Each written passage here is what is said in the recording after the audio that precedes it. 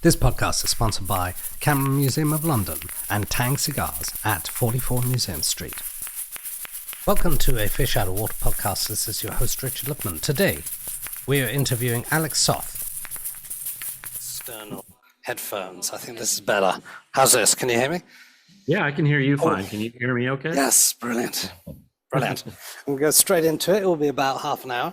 Okay. Can you tell us, Alec, who are you? What do you do? My name is Alec Soth, and I'm a photographer. And I do lots with photography, and I guess I stray outside of photography, but that artist word is always dangerous. I see. Why is the artist word dangerous?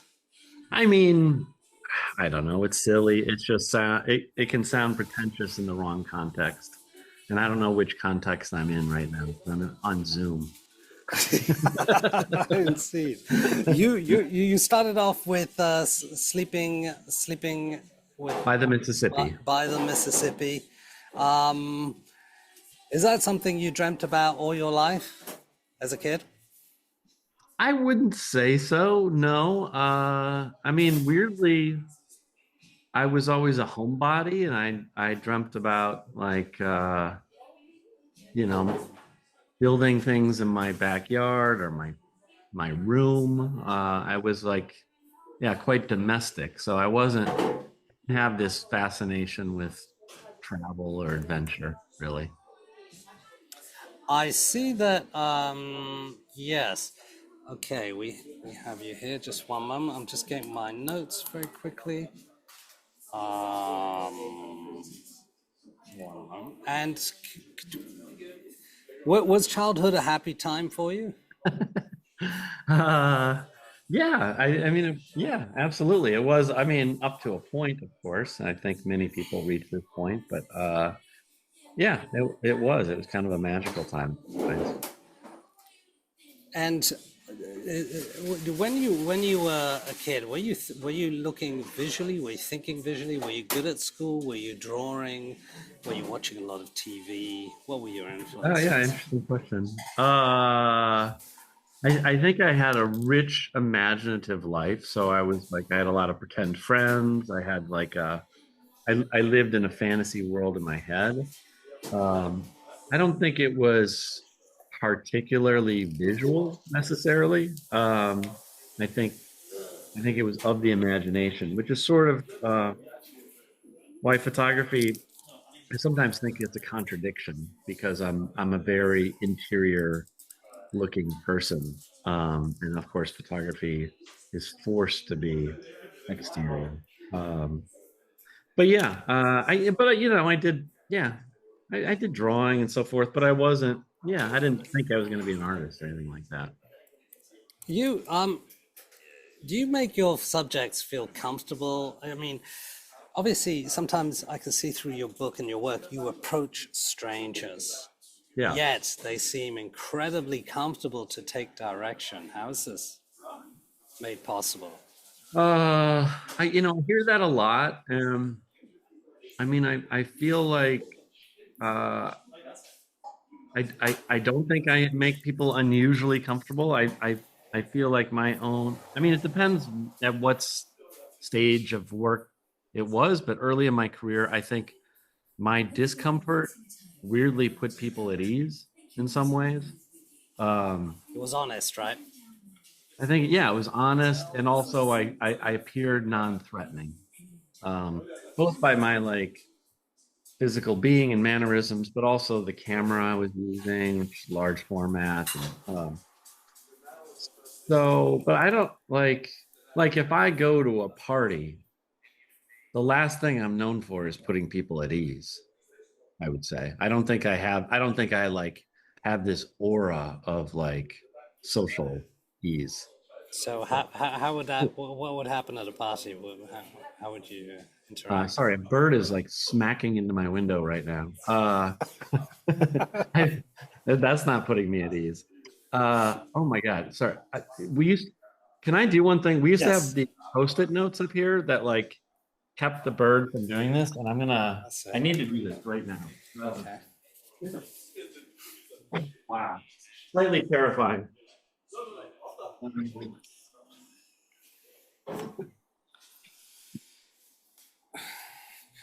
This records. Sorry about that. That's all right. Okay. Well, sorry, what was the question? Yeah. At a party, how do you interact with people? What do you say? Do you remember a story that make? Oh, funny Okay. question.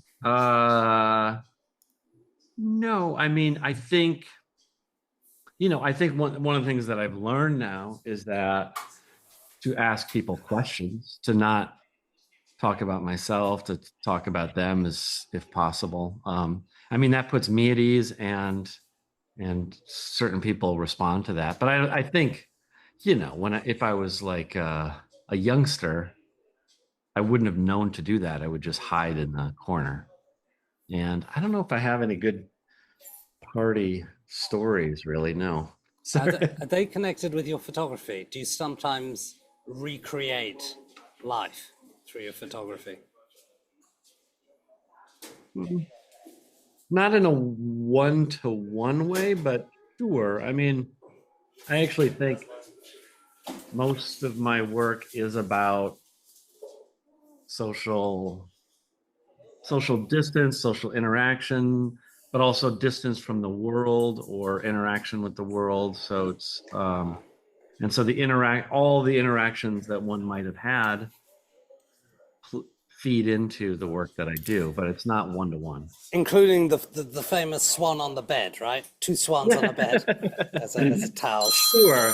I mean, sure. That work in those motel rooms in Niagara Falls was very much love and longing and the desire for love. And so, like, staying sort of sometimes in honeymoon suites, that kind of thing, but alone, it's a way to sort of immerse myself in these issues of longing and so forth.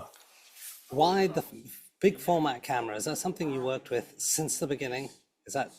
Yeah, I mean, I don't by any means exclusively work with it, but before Sleeping by the Mississippi, I did plenty of work with other cameras. It was just I saw that a number of photographers that I really loved use that camera, so then I gave it a shot, and it has a really special quality. Yeah. How do your subjects react to the large format camera? I think for the most part it disarms them because it's just I think it reads as sort of old timey or something, and thus less threatening and a kind of a curiosity. I mean, the one thing that it very much isn't is like a person with a telephoto lens, which is this aggressive act. So it feels less aggressive, I think. You tend to get close to your subjects. Physically close? Yeah, Or, as well as conceptually close. oh, no, I mean, the funny thing about the large format is it's very hard to get too physically close. So I always think it's like I mean, I make the analogy to a ping pong table, but another one would be like two ends of a dining room table. It's like a very healthy social distance. And I would say that that's probably indicative of my emotional connection too. Very often it can be briefly intense, but it's not sustained. Usually, I don't maintain relationships with people that I photograph. Oh, I see. Yeah. But do you send them the books afterwards? Yeah, I send them books. I send everyone pictures. Right. I did recently this year, in January, I actually visited the guy with the two airplanes, which is my most famous photograph. And it was the first time I had visited him. And he dug up the picture that I sent him 20 years ago or whatever it was. And so, yeah, so I've been good about that for the most part. Do they sign release forms, your subjects? They did in the early days, but I stopped that at a certain point because I found it I hate it, and I don't think it's actually necessary legally because I don't use them for other things. So within the context of art, I see. it's protected. If I was to sell, like toothpaste ads, I would get sued, but I'm not going to make toothpaste ads out of them. How do you work with Magnum in that case? What kind of commissions do you get? Are they close to your art? Are they looking for a specific style? Or do they tell you how they want it? Or do they just say, Alec, this is the client? Well, I mean, an important thing to know that about Magnum is like when we say they are actually us because it's a cooperative. So it's like I am the owner of, I'm a co-owner of Magnum, so I'm working for myself in I a see. I sense. see. So theoretically, I have the power to say no to anything, to not do anything, whatever. I see. I see. Uh, what I do is a whole, like it's a whole spectrum of work, from very, very personal work, which somehow they are involved in, to very commercial work, which has lots of parameters around it. So it's not an easy question to answer. Is it quite complex? I saw that. You have I, no, I, you have no idea. I Yeah. went to the studios in Paris, Uh-huh. had a look around, Yeah. and bought some of the books, including one of yours. I mean, no one, unless you're involved in it, no one knows. And it's like new people come into Magnum, new employees, new photographers, and it it takes a year to have any sense of what it is because it's so vast. The history is so long. The history between people living and dead is so complicated. And it's like an enormous family. Got And that if you impression. just like if you marry into a new family, it takes you a long time to understand the whole dynamic, um, and the kind of like intergenerational, you know, uh, trauma and and all of that. It's a vast thing. Yeah. Do you think photography now is political? I mean, at Magnum, for example, when you get hired to do stuff, are they looking for an angle Hmm. or a Wow. Interesting. perspective? Yeah. I like your curveball questions. I mean, the way personally, this is my feeling about Magnum is that, and this took me a while to figure out, but Magnum, it's perceived as because of its history of photojournalism and stuff, but it's always had all sorts of different types of photographers from the beginning. And I think of Magnum as a cooperative of photographic authors, and like authors, they all have individual takes. I mean, is most of it sort of left leaning or what have of course, but it's like but there's many, many, many perspectives. And and there's been times where I felt an internal pressure to to like respond as a photojournalist. For example, I live in Minnesota. It's where George Floyd happened. um, it was COVID, so people couldn't travel, and yet I did not photograph the George Floyd situation. Not that I was getting pressure from Magnum, but because I felt politically it wasn't the right thing for me to do. Actually, I felt other people should be doing this work. Other people were doing this work. I didn't need to do it. And so it's really up to the photographer to make those decisions. And no, like if someone asks me to do something, I say no. Like I can't be forced to do anything I don't want to do. See. How do you make a substantial living through prints, gallery, commissions, or book sales, or other? How does that work as a It, photographer? it I mean, my philosophy from the beginning was because I came from the art side of things, and on the art side of things, it's the art world, which is like art sales. Um, but I didn't believe it was sustainable.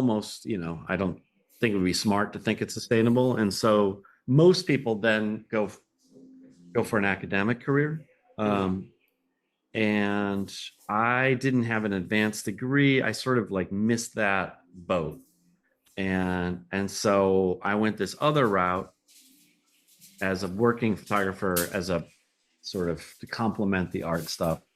And so ever since then, my philosophy is just have a lot of different balls in the air, so that like when the economic collapse happened in 2008, for example, the art world just tanked. And then I had other things that I could do. For example, Like, fashion work or, something like that. And so, they come to you or you go to them?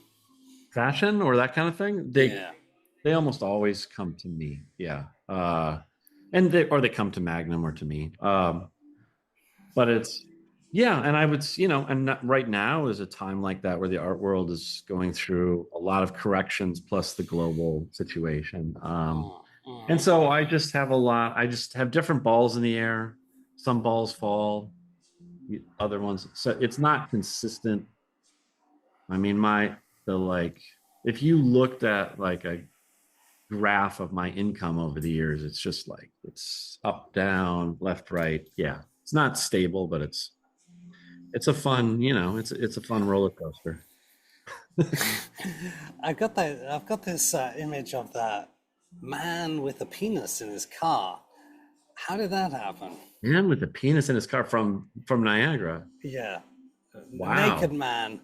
Yeah, very obscure picture. Where did you see that? I don't know. Was it released? Which website was that on? No, it was on a book. It's one of your books. I'm in a cafe now. Yeah, I saw it. I thought it was incredible because it just looked so real. It's almost like one is a passenger just looking in. Yeah, and invisible. So in the case of that work in Niagara, I was extremely frustrated because I went there. This was after Sleeping by the Mississippi, where everything went really well, and then in Niagara, I was really struggling, and I felt the work, everything lacked intensity, and I felt I needed to up the intensity of everything. And so rather than photographing couples, I would photograph them naked. I would put people in uncomfortable situations. I'd put myself in uncomfortable situations. And so in that case, that was like, it was almost like I was like sort of role playing, like cruising kind of situation or something. And that's where I use photography in all sorts of ways. It's interesting. I don't know. Do you know Nathan Fielder? Do you know who that is? Okay. He's got an HBO show called The Rehearsal right now. Anyway, you would never call him a documentarian. He's a comic, but he pushes the medium so far. And this to me is very inspiring. I don't want to be a pure documentarian. I don't want to be a pure fiction person for sure. But I like this tension. I like involving myself in the process, etc. Is there a little bit of you in each picture?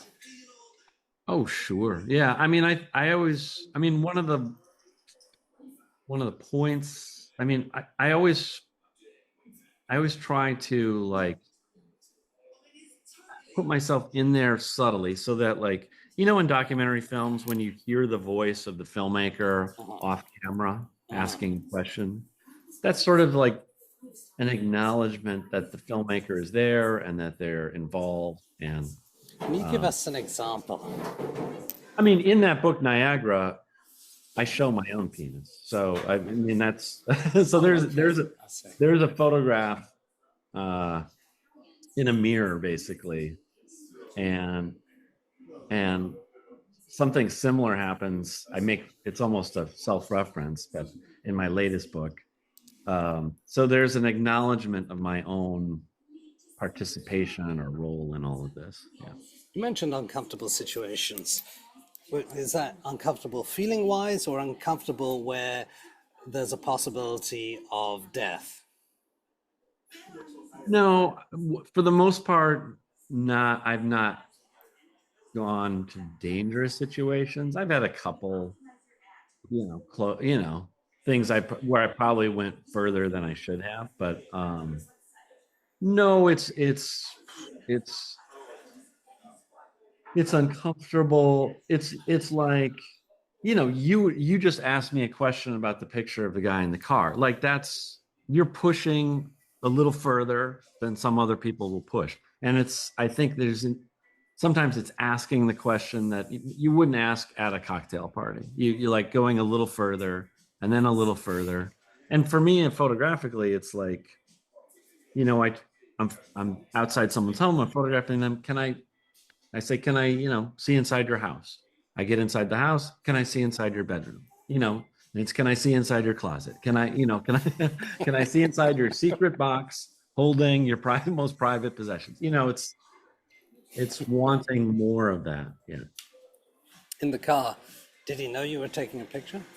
Oh yeah. I mean, the funny thing is, so I'm using the large format camera. It's this Awesome. big. It's hard to focus. I'm outside the car. Actually, it's completely freezing cold, which is an issue in and of itself. And yes, yeah, yeah, fully, yeah, yeah. I mean, that's generally the case. Is that everyone? It's a collaboration. Yeah. Interesting. The written word, is that something you come up with on the spot, or do you write it down immediately, your thoughts? I understand you also do research, historical research, where certain people, things happen in a particular place. For Hmm. example, that there was a car crash at night in the woods. Yeah. Okay. Yeah. I mean, I, I have, I have um, a sort of love-hate relationship with text in its relationship to photography. Um, I in like backstory and research. Like I want to interject that. I want to.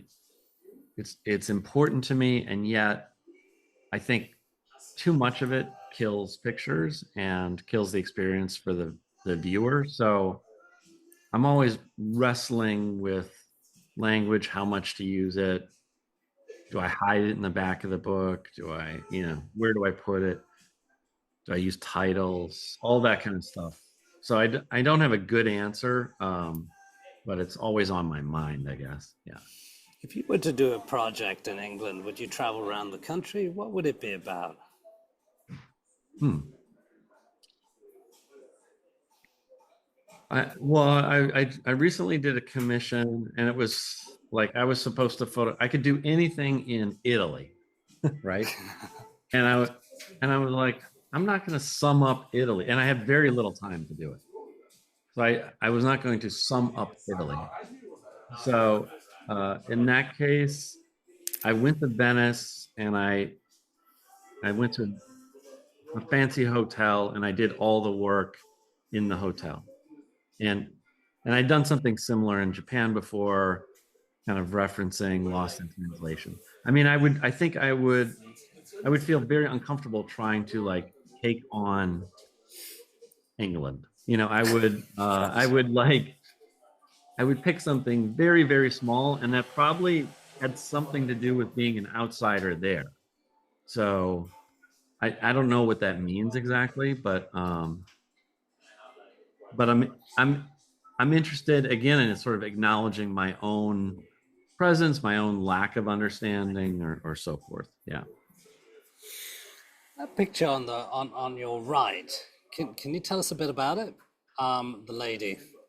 Oh, this is just a book. I mean, this is so I'm a big, so for me, books are the primary way. It's like the first way that I think of distributing work. So these are just like other people's books.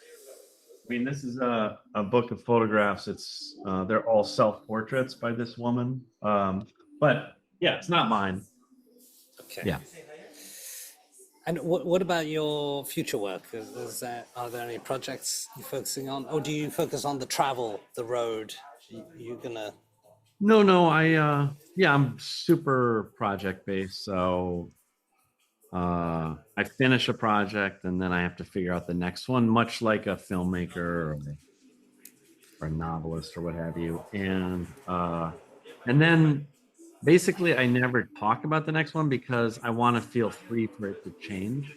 And I have a long history of starting something and then it turns into something else or I abandon it. And if I talk about it too much, then I feel like I have to do it.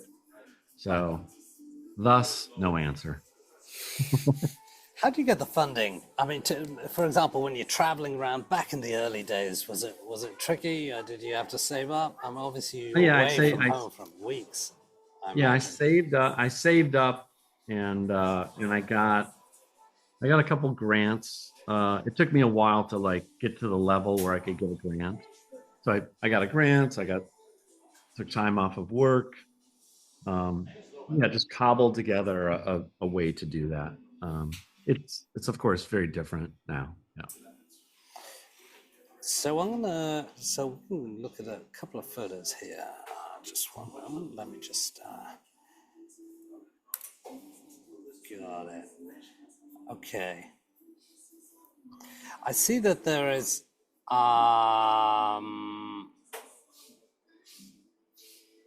I see the parameters of our cage here. Yeah. And we've got the lady. Uh, Parameters of our cage. What is the? Sorry, I don't know the In picture. 2020, you received a letter from Minnesota Correctional Yeah, Facility in but I don't know West the City. picture that you're referring to. It's a lady. She's saluting. She's in uniform. Yeah. Okay, so that I mean that this is I You mean followed an. this is a very complicated answer because that I mean that is a book of letters between myself and a incarcerated person who's no longer incarcerated. Um, but he and I were having a dialogue about many things, but one of the things that we talked about was photography generally, and um, and so I was sharing pictures with him. We were having conversations about those pictures. So these are like found photographs. That's Right. not, yeah, nothing I took. I have no idea who took that picture. That's but at that particular time, I was doing a project called A Pound of Pictures, and A Pound of Pictures was dealing with found, like the meaning of photography in the world, vernacular pictures, found Right. photography, and that was on my mind. If there's are there any sort of projects that you can relate to? You talked about Robert Frank. You referenced others. I also saw this documentary about you, filmed by the Belgian filmmakers. I think Yeah, followed you around. How was that? Do you need to be alone, or is it better for others to accompany you on projects? yeah. I mean, there was a funny contradiction about that project because it was about people who wanted to be alone, and then I invited people with me, and I was very aware of that contradiction, um, because to me, yeah, that's a built-in contradiction of my work. I think of myself as a introspective loner, and yet I, I I do want people to accompany me in a funny way, or I want to make social connection when I'm working. So I have come to really like having someone with me. Strangely, yeah, it gets very isolating if I'm alone. Yeah. Were there any dangerous moments when you were alone that you recall? Yeah, I mean, actually, it's funny because in that documentary film, we revisit a person that I had visited alone. That was a very scary situation, and it was okay with the filmmakers, but it was quite scary. And actually, we had a different encounter that was scary with all of us. And that particular work, because it was dealing with people kind of off the grid or far away from society, got a little. complicated. Yeah. How did you cope with that? Do you bottle up your emotions, or you try to find an escape route, or do you I just mean, stick with the moment? yeah. Generally, when I'm in a threatening situation, I'm like the animal that rolls on its back and shows its belly. I I'm submissive, uh and that's generally how I get out of situations, because I've also had run-ins with police and authorities, and that is the way I go, so a non-aggressive backing of situations. But that doesn't always work. So yeah, mostly now I just try to avoid those situations. But those situations, did you still manage to document? uh yeah, I in almost every case, yeah, I think I did. I think there have been a couple that have not come to pass because it got upsetting. Yeah.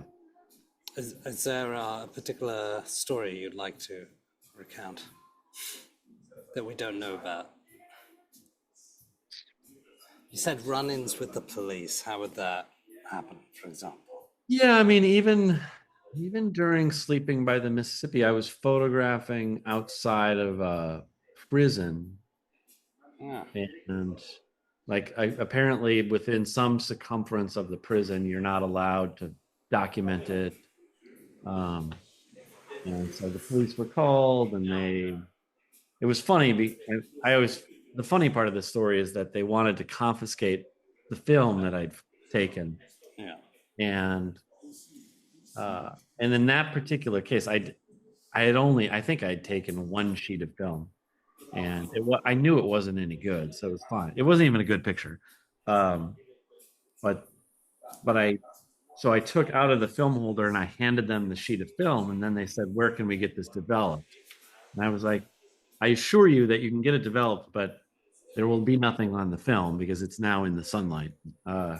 And it was funny because they had no concept of anything. But yeah, I've had that. I had police watch me delete every picture on a digital camera before, and Okay. I had an assistant that knew how to recover those files. So Right. That's good. Do you have any advice for photographers? Are there too many images today? Can we distinguish what's good, what's not, what's real, what's not, what's AI, what isn't? there have always Does it really matter? since since the beginning of photography, people have complained about too many pictures. So I mean, obviously, it's like exponentially higher, but uh, I think you sound like a fool if you say that, because people have always said it. Um, my analogy is to language. It's like you and I are using language right now, but that in competition with someone writing a novel? I don't think so. Now, Right. there is a question: do people read novels anymore? That's a question. And does anyone care about these books behind me where someone has not just taken a picture, but they've authored a group of pictures together in a meaningful way? Hmm. And I would say, yes, there's an audience for this. It's a small niche audience, but there's an audience. Are you thinking about your audience when you're doing a project, or are you thinking about the publisher or the grantee, Oh, or is it I something mean, internal? with personal work, I'm not. I think about the audience, yes, but I don't think about the publisher or grantee. But I think about the audience. I think about challenging the audience, but also like giving them something interesting or pleasurable or complicated. All of that. I know many artists don't like to think about the audience, but I do. I think it's part of the pleasure of making. Yeah. Right, right. So are you thinking about a particular group, a particular age, That's gender? always that's hard. I mean, I know Who's there's a who, part of me that always imagines my younger self. Like, what would my younger self think of this? right? Uh, I try to imagine that. I try, of course, one wants to imagine like a sophisticated audience, but at the same time, I don't want to make something that's so challenging that it doesn't let people in. So, yeah, I try to think about all that stuff. Um, I mean, that's what I think is kind of interesting about work that does like independent filmmaking, or that work that does require some sort of financial investment, is because you're forced to think about the audience. um, whereas oftentimes in the fine art world, which I'm very much a part of, you're just thinking about a very specific few people, and I think that can sometimes be unhealthy. Do you think it's possible to call you back in 10 minutes to just to talk again for another 10 minutes? Sure. Yeah. I mean, I need to wrap up by the end of the hour, but if we can do that, yeah. That'd be great. Great. Okay. What's the best way? Reuse the link, or do I send you an email? Sure. But yeah, I can. It's just a question of what time do you want me on here? In approximately 10 minutes. Or Okay. Yeah. So, I six mean, the something. other thing is I can just. Oh, right, because because we're Yes, running out of Zoom. time. Yes, a Zoom every 40 Oh, minutes. yeah. I'm okay. But you want some time to like. Yeah, another 10 minutes. I've got a few Okay. more So questions. for me Influences, what successes, about at failures. 10 50, which is like, 10:50. yeah. Okay. Sounds good. Perfect. Do I See you send then. you? I'll send you a link, right? Sure. Okay. Yeah. Send me a new link. Thank you. Thank you. Yep. Bye bye. Bye. Alec, what makes a good story? uh, well, I don't think of myself as a necessarily a storyteller. So I think what photography does often is it suggests stories, and it usually doesn't tell stories. So that's a very different thing. So like a good story, like a compelling article that you read, it has narrative momentum. That's not what I do. So I don't think I'm very qualified. What makes a good character? What's a character for your photography? Who? Mm, I think it's, in the case of photography, you're describing an exterior, but I think when I talked about suggesting a story, it suggests an interior world, it suggests a story, it suggests interesting life lived, all of that. Lights. Do you wait for certain moments throughout the day or the evening to get that I mean, right atmosphere? photography is about light. So yeah, I could photograph the most interesting person in the world, but if the lights are off, we won't know it. So it's all about the response of light to an object. Yeah. Can you tell us a bit about your successes and failures? I think my failure is easier. I think my failure is often that I that my work uses some sort of representation of the outside world to investigate an interior phenomenon, but I don't actually investigate my own interior phenomenon directly, and uh, so something is lost in an analogy. So, for example, I don't photograph my children, um, and I think that's been a bit of a failure. Like, what a missed opportunity.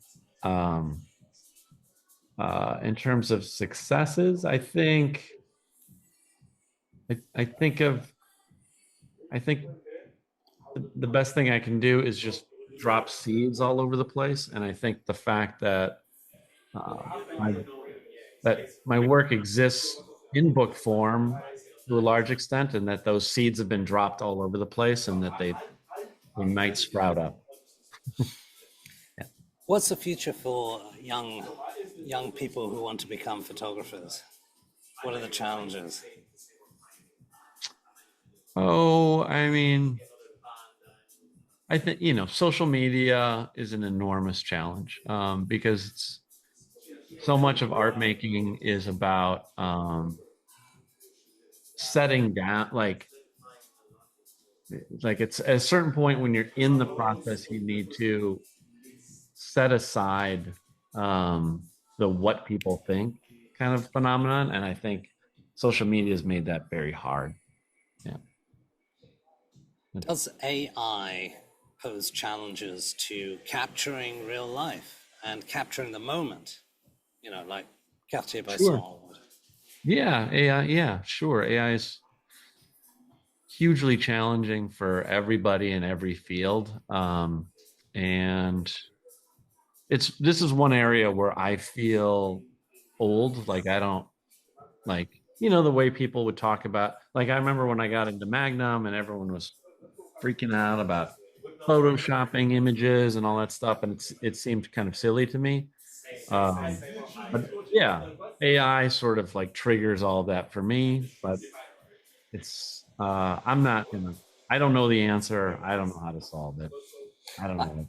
I understand you were president of Magnum. What was that? No, I was Vice?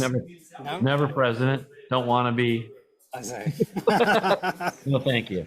No, no. I'm on the board, and it's overwhelming. Yeah. Does it allow you to be part of an agency, to be part of the family? Does it allow you to see things you wouldn't normally see on your own? I mean, commissions, go places, meet people. Oh, being in Magnum, does it allow that? Yes. Oh, sure. Yeah. I mean, it completely globalized me in a way that I hadn't been before I was in it, for sure. Yeah. Yeah. I had a chat with Ian Berry, who said that, for example, he sometimes if he was in New York, he would stay at some of the photographers' houses. Is that still the case today? I usually stay with Susan Meiselas when I'm in New York. Yeah. Yes. So and also these people are in your life all the time. Ian has never invited me to stay with him, though. let's just put it that way. Maybe next time. Is there? Did you feel there's a little bit of competition there? Is that healthy? Oh, sure. Yeah. I mean, there can be enormous competition. Yeah, for sure. To get the commission or to get that particular Just job? all of it. Just because, yeah, it's a cooperative, but it's made up of individual artists. So, there's gonna be competition. I myself don't find competition healthy in my art practice.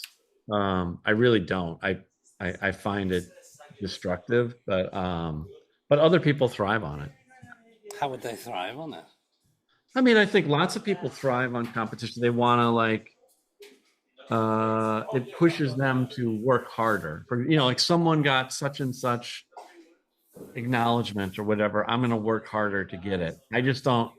In my own case, I found when I think like that, it works against me, and I get self-conscious, and it's just unhelpful. But in other areas, I can be competitive. Ping pong. Does politics affect people's behavior when you're photographing them? Every generation, does it change the kind of characters you come across in your work? Oh yeah, sure. Yeah. Or do you somehow meet the same type of people 50 years ago? Like in psychology, I think Jung created the artifacts, the archetypes. That person's a little bit like that person that I met 50 years ago. Sure. I think both are true. There's been such a huge change in the political landscape here. And you can feel that. I mean, I remember really feeling post 9/11 just that itself, how it affected my job, and people's responses. And so, yeah, all those things have consequences. How would 9/11 affect your job? Oh, just the feeling of suspicion, the feeling of suspicion. And of course, there's a political, I mean, we've all, like, I have had my own political awakenings, and then you sort of realize, oh, like, I am this person and I move through the world this way, and thus I get access to these things because of that. And that changes, yeah, it changes things because, when I was young and dumb, I just thought this is the way the world is. And then you realize, oh, there's all these other people, they have all these other experiences. Yeah. Do you try to capture these other people and the other experiences that you were not able to capture in the past? I mean, I don't, it's the same thing about me photographing England. I can't inhabit another person's experience. So I'm just more cognizant of of who I am as the author, Right. I would say. Yeah. What do you make of Bruce Gilden's approach to photography? uh, I mean, Bruce, one of the things about being an author is being authentically yourself, So it's like, if I pretend to be a hardcore photojournalist, it fails. And Bruce is, for better or worse, authentically himself. I would say that. I personally, I'm glad I'm not Bruce Gilden. I've always wondered, he manages to take pictures of people with flashes and things like that. Not many people do that anymore. But on the other hand, you're able to see a kind of raw reaction. Vivian Mayer as well. Sure. What's your take on her kind of street photography? Oh yeah, her work's amazing. Her work's amazing, and yeah, and a lot of Bruce's work is really great too. A big difference is that I like Bruce has been in my life all the time, so I have a different relationship with him. It's a complicated relationship. And so one of the beautiful things about like authors from another time is that you project onto them all sorts of things, and then you learn that they've done some horrible thing or whatever, and it changes your perception. And there's something, of course, with Vivian Maier, very romantic about the unknown artist whose work is unearthed. But her work outside of that, it's just really good. Yeah. Who are your influences? Who do you connect to? I mean, it's pretty vast. And it gets hard to analyze because, of course, there's those influences in your youth, which are so overwhelming, but they don't influence in the same way as you go on.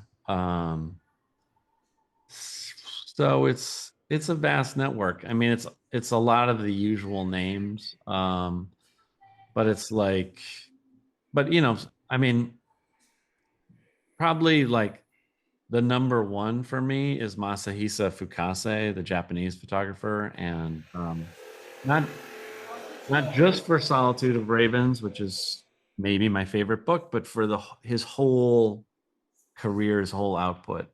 Tremendous.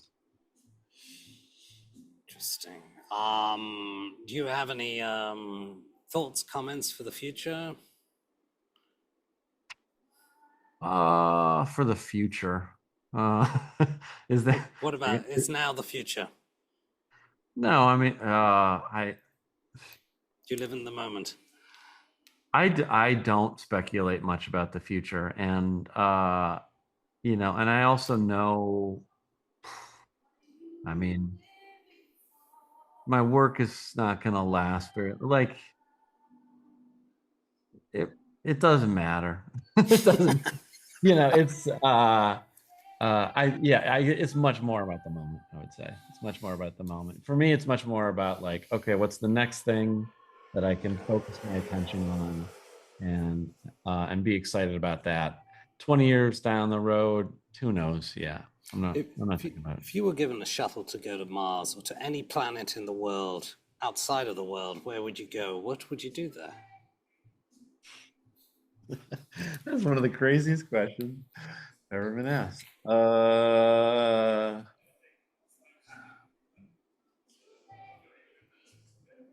mean, I'm pretty interested. I did a job recently, and it was underwater, so it was like it was in the sea. And honestly, I think I'm more interested in that as a place to go. And I was like the last person to watch My Octopus Teacher, if you know that movie. I just watched it recently. And I was like, this is incredible. So, because I think most of space, like it would be very hard to get to anything meaty.